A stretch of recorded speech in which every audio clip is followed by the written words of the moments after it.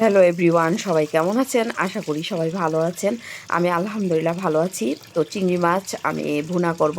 চিংড়ি মাছ কেটে বেছে ভালোভাবে ধুয়ে পরিষ্কার করে নিলাম। খুবই সুন্দর চিংড়ি মাছটা ধোয়া হয়ে গেছে। লবণ, মরিচ, হলুদ মাখিয়ে আমি চিংড়ি মাছটা ভেজে নিব তেলের মধ্যে। তো চুলার আঁচটা লো এবং মাঝামাঝিতে আছে। চিংড়ি মাছটা কিন্তু ভেজে নিয়েছি, আর চিংড়ি মাছটা খুব বেশি ভাজবো না। তো এই তেলের মধ্যেই আমি মোটা মোটা করে পেঁয়াজ কেটে দিয়ে দিলাম, দুইটা বড় সাইজের। আর পেঁয়াজটাও আমি খুব বেশি ভাজবো না, একটু কাঁচা কাঁচা ভাবি রাখবো। আমি 1-1.5 মিনিট ভাজার পরে স্বাদ মতো লবণ দিয়ে দিলাম, 1 চা চামচ উঁচা করে রসুন বাটা দিয়ে দিলাম। রসুনটা আর লবণটা একসাথে ভেজে সামান্য একটু পানি দিয়ে দিলাম, এতে করে মশলাটা পুড়ে যাবে না।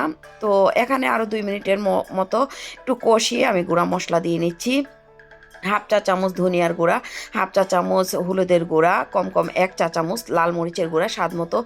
হালকা একটু ভেজে সামান্য একটু পানি দিয়ে দিলাম, ভালোভাবে নেড়ে চেড়ে মশলাটা কষিয়ে নিলাম। তারপর টমেটো দিয়ে দিলাম, দুইটা বড় সাইজের কেটে। তো টমেটোটা ভালোভাবে নেড়ে চেড়ে কষিয়ে ভালোভাবে আমি ভাজা চিংড়ি মাছ দিয়ে ঢেকে দিলাম।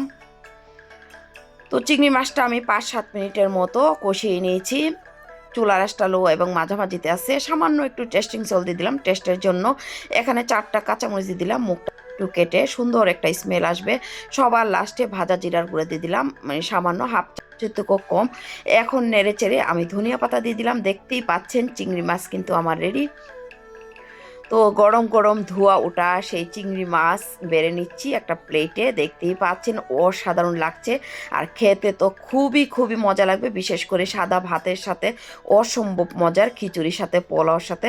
তো ঝটপট চিংড়ি মাছ রান্না আশা করি আপনাদের সবার কাছেই ভালো লেগেছে। সবাই ভালো থাকবেন, এভাবে রান্না করে নেবেন। আল্লাহ হাফেজ।